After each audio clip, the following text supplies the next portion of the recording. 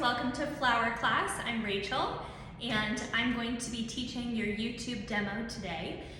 For those of you joining in, today's workshop is a partnership with Red Barn Mercantile in Old Town. If you're catching the live class, we'll be going live at 7 p.m. on Instagram with the owner of Red Barn and my dear friend, Amy. But this class is a supplement to that. We'll go through everything the same as we would during a live workshop, but of course the nice thing about the YouTube version is you can press pause on me whenever you like, so you can go more at your own pace. I'll talk you through kind of like a paint by numbers class, how to condition all of your flowers, how to place them in a vase, and then how to keep them alive for a long time to enjoy them. So for workshop today, everyone should have a beautiful bucket of flowers. And because this is a partnership with Red Barn, we've really taken to their beautiful color palette of whites, greens, and blues, very classic Red Barn style, and lots of beautiful spring flowers. We also have a beautiful creamy white colored vase from Accent Decor, one of our favorite vase suppliers. And then we also have a piece of chicken wire, which is going to be our structure or our armature inside of our vase. And you should also have a little ingredient list that talks you through all of the varieties of flowers that we're using. The only other things you'll need to prepare for class, you'll need to fill your vase with water, and we recommend filling your vase with a room temperature tepid water, about 1 inch from the top of the vase. And then you'll need to grab some type of cutting tool. So whatever you like to arrange flowers with, I'll show you my favorites. I'm gonna come around closer to the camera so you can see them. And please excuse how filthy my clippers are because they're really filthy. They're well loved. But this is my favorite type of clipper. It's a Japanese brand called ARS. And if you want to pick up a pair of these, we have it linked in our Instagram Linktree bio. So you can grab these. They sell them on Amazon. And you'll notice I switch back and forth between clippers and a floral knife. A floral knife is what most professional designers use. You can absolutely use floral shears if you have those. You can also use a pair of scissors if you don't have anything else, although scissors are not the most friendly tool to use with your flower stems because they can do a tiny bit of damage to the bottom of the stems. So next time you're at a garden center, if you don't have them, definitely grab a pair of clippers. But really whatever you've got laying around is just fine. So once you've got your water in your vase, we're gonna start out by adding our chicken wire into the vase. And this is really like the secret sauce to getting your arrangement to look beautiful and well-shaped. So you need something. If we were to just throw stems into a vase with water, you would not have good shape. Your flowers would be leaning and moving a bunch. So chicken wire allows us to be very deliberate about where we place our stems and really holds them and locks them in place. So if you don't have chicken wire hanging out around your house and you're wanting to design a future date, Scotch tape is a great trick too. You can create like a little lattice over the mouth of your vase and that works just as well. You could also use floral foam. Is not the most eco-friendly, but that would work. A floral pin cushion would also work. So lots of different options, but having some type of structure inside your vase is really important. So I'm gonna take my chicken wire and I'm gonna roll it into like a Chipotle burrito sized roll. And then I'm gonna take the pointy ends and I'm just gonna tuck them in to make a sphere. This does not need to look good. So if you're looking at your sphere and you're like, huh, that's a little lopsided, that's totally fine. This is what I've wound up with. You want it to be like a pretty big loose sphere because if you compact it too much, you'll have trouble fitting your stems through the opening. So just really a sloppy but big orb or sphere. And then you're just gonna poke it down into your vase. And it's fine if it sits up like 1 inch over the mouth of the vase. It's also fine if it fully fits into the vase. Does not have to be pretty or perfect. So now that that's in place, we're gonna start by layering in our base flowers and greens. And anytime you design, you should be thinking about your design in terms of laying your base and then adding your beautiful focal blooms on top. So it's kind of like a 2-step process. So our base flowers tend not to be the sexiest flowers. So think of things like your hydrangea and your greenery and a little bit of snowball viburnum is what we're using for our base, and then we'll add on top of that. So all of your hydrangea are baby green hydrangea, so it's a tinier hydrangea than a full-sized white or blue, and they come in a little protective sleeve. So we're gonna go ahead and rip off the sleeves. And if at any point you feel like I'm going too fast for you, just push pause. So we're gonna take off these plastic sleeves. And then the next step is one of the cardinal rules of floral design, and that is you always, always, always wanna remove any of the low-lying leaves that would fall into your water. So I'm just gonna yank them right off. So I leave my topmost leaves that kind of cup the hydrangea. I'll come around and show you a little closer. So I've taken off everything that would fall beneath the water, and I'm just leaving like one or two little leaves because they're so pretty the way that they cup the bloom, but nothing is gonna get into the water. So I'm gonna do that for all of my hydrangea stems.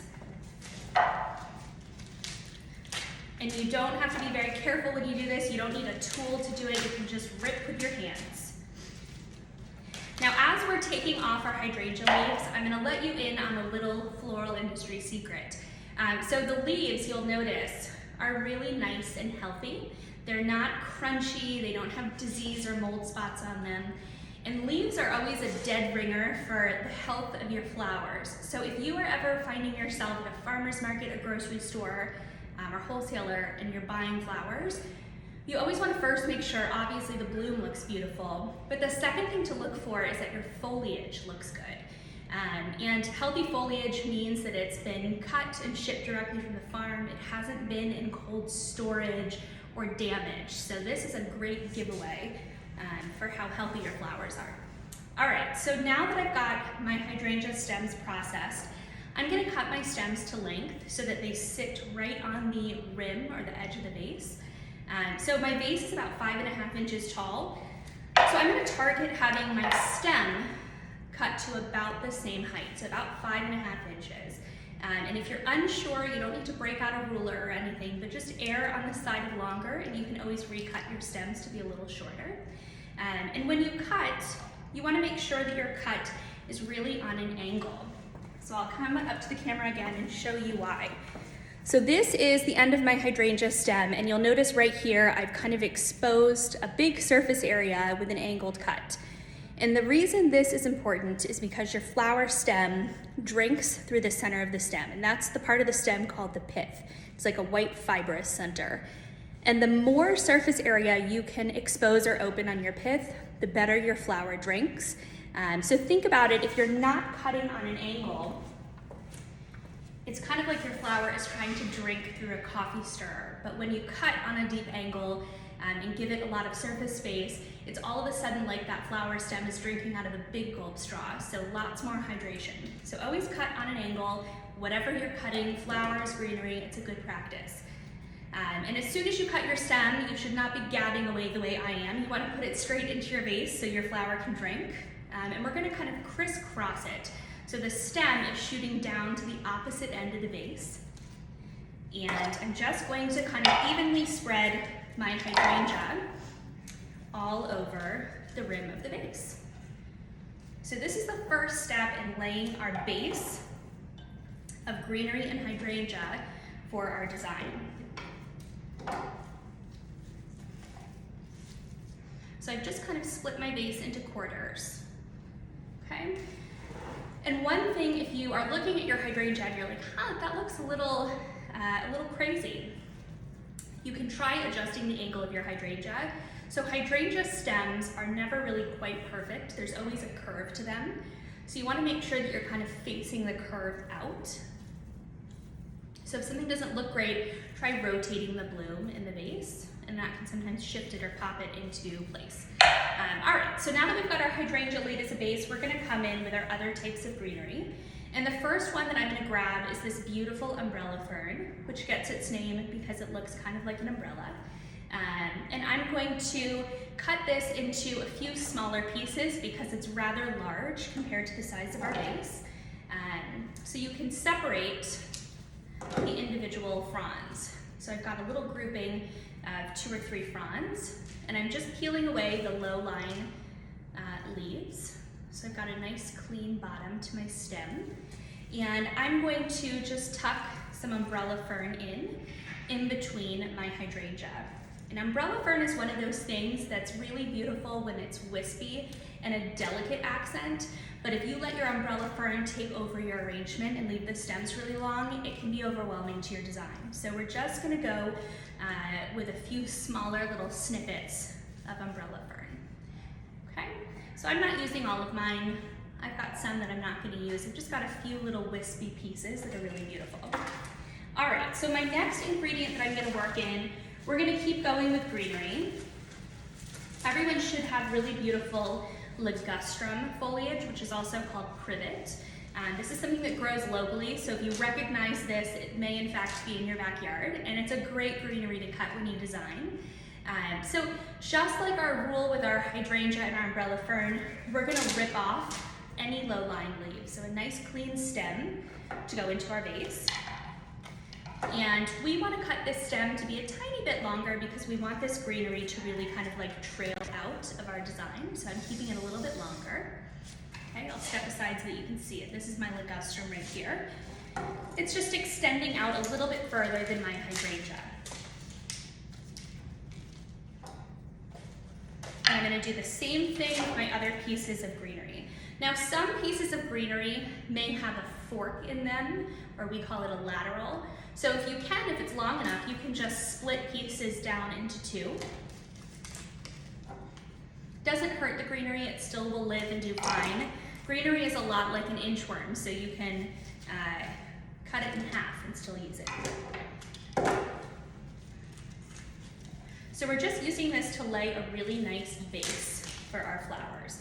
We're covering up our chicken wire and we're kind of tracing out our shape as we go. So we've got our beautiful ligustrum worked in, and then we're gonna take our little leaf Hydrangeas next. And again, we're gonna cut this down into smaller, more workable pieces. We're gonna make sure none of the leaves get into the water. So strip away any low-lying leaves, and we're just gonna pop this in.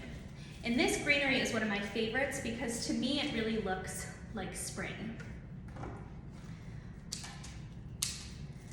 All right. So don't be afraid to cut it down into more workable pieces. And your stem length should be a little bit longer than that initial hydrangea, just so that it can kind of hang out a little bit more. All right. Perfect. So at this point, we are able to transition more into our flowers. So we have completed phase 1, which is laying a base of greenery. And next we are moving on to the good stuff, the flowers. So the next ingredient that we're going to add in will be our snowball viburnum.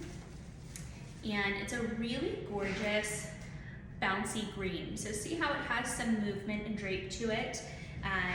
We're gonna use this to continue to fill in our space, and we can split our stems into multiple pieces. So see how I've taken the top portion and now I've got the bottom portion. So split as many times as you like, as long as the stems are still long enough to really get down into the water in the vase. And we're gonna make sure we cut at a nice deep angle with our viburnum. And we're just going to tuck it in, but allow it to hang out a little bit further than our hydrangea, because we want to have some of that beautiful bounce and movement in our design. And at this point, the hydrangea and the mini green really do kind of, or excuse me, the viburnum and the mini green hydrangea really do kind of blend into each other. But the viburnum is giving us a little bit more bounce and movement. So they serve different purposes in the design.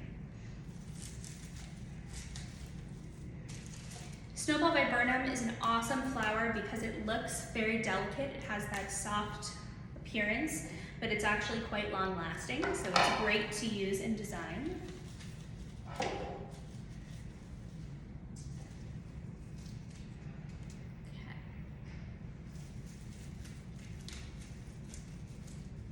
Perfect. So now we are really ready to grab our roses. And we're using Playa Blanca, which is my favorite white rose today. Playa Blanca, of all the white roses, do not have that type of yellowy green hue. It's like a true white, almost with a beige undertone. They're absolutely beautiful, and they're very, very healthy. They've got a great base life, and they open a lot over time, which is nice. So we're going to, again, clear off all of the low-lying leaves. And with roses, there is one extra step that's really important. So roses come from the farm in 25 stem bunches, and they always, especially the white roses, look a little bit tattered when they get unboxed. So we're going to remove the outermost petals, which are called the guard petals, and we're going to expose a beautiful rose underneath. The key with white roses is you never want to handle or touch the face of the rose, which is the pretty part of the rose. You only want to handle the rose from the sides. So I'll show you how I do this. I'm going to pull off the guard petals one at a time. And each rose is a little bit different. So some roses you only need to remove 1 or 2 petals. Other roses will take a few more. So it just depends on the rose. And if you want to open your rose a little bit more, you can do a few different tricks. The first would be to blow on the face of your rose. So you can kind of open or soften the rose. And the other trick that I love to do with roses is you can turn the rose upside down and just go like that. And that'll also kind of open or relax your rose a bit. So we're gonna condition down all of our roses. It's a little bit of work. So we're gonna take all the guard petals off and all the leaves off. And as we go, we're just gonna pop them evenly around our design. So take a little bit of time to do this. And this is a step that may take you a little bit longer, so feel free to pause me if you need an extra second or two.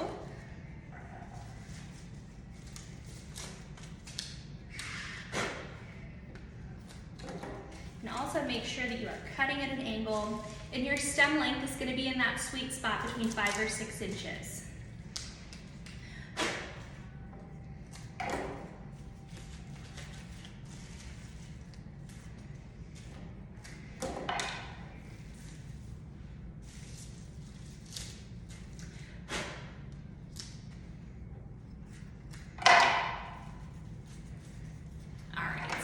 Looking really beautiful. So the next ingredient that we're going to play around with is this beautiful French blue hyacinth. It's coming in from Holland. This variety is called Delft Blue, D-E-L-F-T, and it is a classic French blue, really beautiful. Hyacinth is scented, so this is one of the few things in your design, actually the only thing in your design that carries any type of scent. So if you're wondering what smells so beautiful, it's definitely this. Hyacinth have really gelatinous or jelly stems. And so when we add these into our design, we want to make sure that we are not manhandling them and like forcing them in a spot that they don't want to go. So if you're running into chicken wire or another stem, just take your hyacinth back out and pick a different spot. So we're going to go ahead and cut these stems. And it doesn't take much. I mean, honestly, you could almost cut them with your hands because they're so delicate. And we're just gonna pop these in. Now, hyacinth are a really interesting flower. They're part of the bulb flower family, and they grow outside in planters and front yards this time of year. Hyacinth, because they're a bulb flower, will continue to grow after they've been cut, which is a very weird phenomenon. Tulips do it as well. So if you wake up in the morning and your hyacinth are an inch or 2 longer than they were when you went to bed the night before, that's totally normal. Your flowers are not haunted. So if you like the look of that, you can allow them to do their own thing and continue to grow. Or if you're a very type A person like I am, you might want to recut the stems every day and tuck them back in place. So it's up to you, but know it will happen. The next ingredient that we're going to play around with are one of my very, very favorite this time of year. This is a beautiful hellebore. It's a green hellebore. Hellebore are one of the only flowers that truly flower in the dead of winter. So you'll see a lot of times they're called the winter rose or the Linton rose. They will be flowering in the middle of a blizzard. So they love the cold weather. So we're going to take these guys and separate the stems if you can. If not, just put them in all as one stem. And we're gonna work our hellebore in all over the place. So hellebore, again, is one of those stems, just like the viburnum, that has a little bit of movement to it. So don't be afraid to let this stem hang out an extra inch or two so it kind of drapes or cascades out of the design.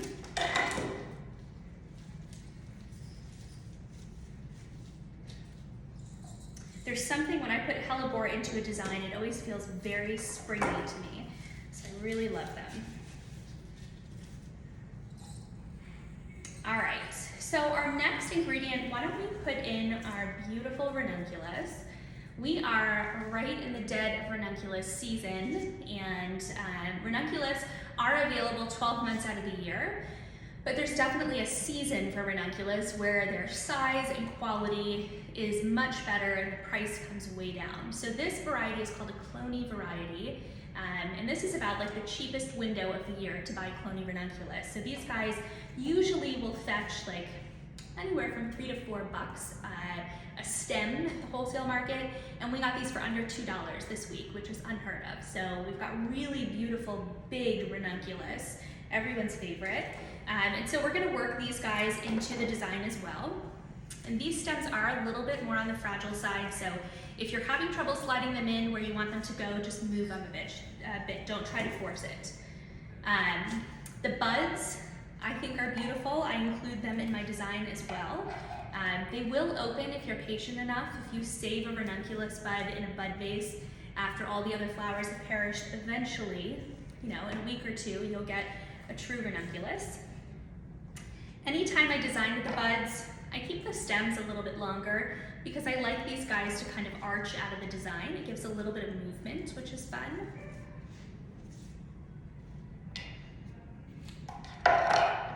Look how beautiful that is. Just stunning.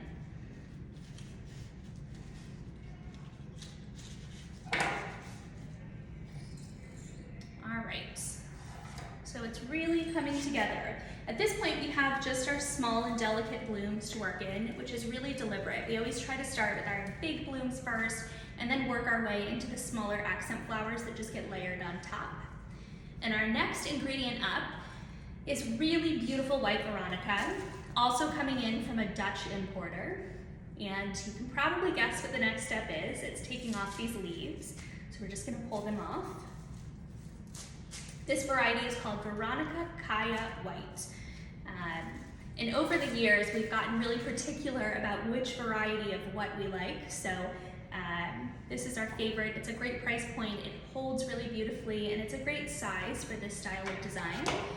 So we're gonna take our Veronica, and we're just gonna work it in and allow it to kind of hang out a little bit farther. So I'll move so you can see against the white wall. So I'm allowing my Veronica to just shoot out of the vase a little bit. Anytime we're using flowers like Veronica, we're pretty deliberate about using 3 and not 2 because 2 can look like antennas coming out of your arrangement. So that's why we've got an odd number going into the vase.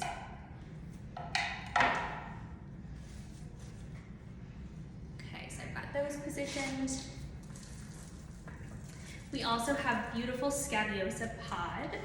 I always love working a little bit of texture into a design. I've got one broken stem, which is fine. But the texture is really, really cool. So Scabiosa pod are what happens after the petals fall off of the Scabiosa flower, and then they turn into this really cool thing. Scabiosa pod feel like very Red Barn Mercantile to me, so that's why I picked it.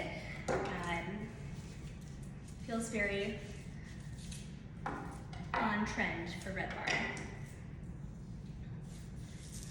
All right, so we're just popping that in. And our last ingredient is another one of those texture items. So we've got beautiful blue thistle. The scientific name for thistle, what I buy it as, is Hydrangeas. But thistle is one of the few naturally occurring blue flowers and super long lasting and definitely a crowd pleaser. Everybody always loves thistle. And so I'm gonna work this in all over my design as well.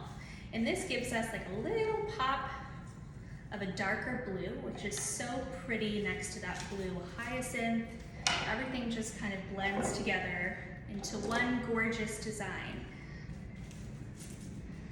All right, so that is my beautiful spring white and blue design. I'll take some pictures of it close up and I'll tag it on Instagram if you want to see how it looks a little bit closer up. And if you have any questions, feel free to either DM us on Instagram or shoot us a comment below the video. I hope you all had a wonderful time in class. And for those of you tuning in for the live, we'll see you at 7 p.m. Amy and I will be teaching side by side, which should be a lot of fun. Thanks for joining us today. Bye-bye.